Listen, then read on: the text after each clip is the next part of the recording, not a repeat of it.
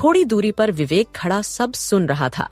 उसने मन ही मन कहा, ससुर, नंदू हमारी थी, हमारी है और हमारी ही रहेगी। आज 1 लाख रुपए उसकी बिंदु माँ को दूंगा और फिर उसी से ब्याह रचाऊंगा। तू कुछ भी कर ले। इतना कहकर विवेक क्लासरूम की तरफ बढ़ गया।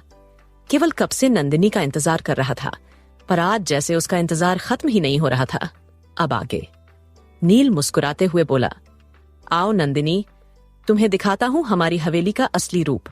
यह सिर्फ ईंट पत्थर की दीवार नहीं है, इसमें हमारे पूरे खानदान की सांसें बसती हैं। वह हवेली के आंगन में चलता गया। ऊंची ऊंची छतें, पुराने लकड़ी के झरोखे, दीवारों पर पीतल के दिए। देखो, ये दरवाजा, ये वही है जिसे मेरे दादा ने अपने हाथों से तराशा था। जब मैं छोटा था, रोज इसी के पीछे छुपकर अपनी माँ को डराता था। उसने हंसते हुए कहा। नंदिनी की नजरें हवेली की खूबसूरती पर ठहर गईं।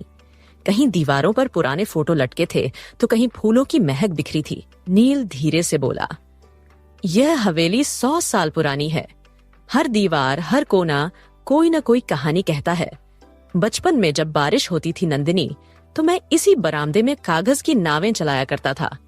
वह थोड़ा रुक कर बोला, तुम नहीं जानती, पर बचपन में तुम्हारी दादी तुम्हें भी यही लाती थीं। तुम बहुत छोटी थीं, हमेशा रोया करती थीं जब वो लौटती थीं। तुम्हारे आंसू देखकर मैं तुम्हें हंसाने की कोशिश करता था। याद है, एक बार तुमने मेरी पतंग फाड़ दी थी और फिर डर कर पेड़ के पीछे छिप गई थी। नंदिनी हैरान होकर बोली, सच? मुझे तो कुछ याद नहीं।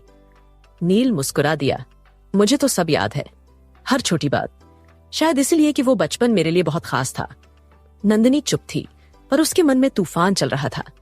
उसे याद आया कि आज उसे कोलार्ज जाना था।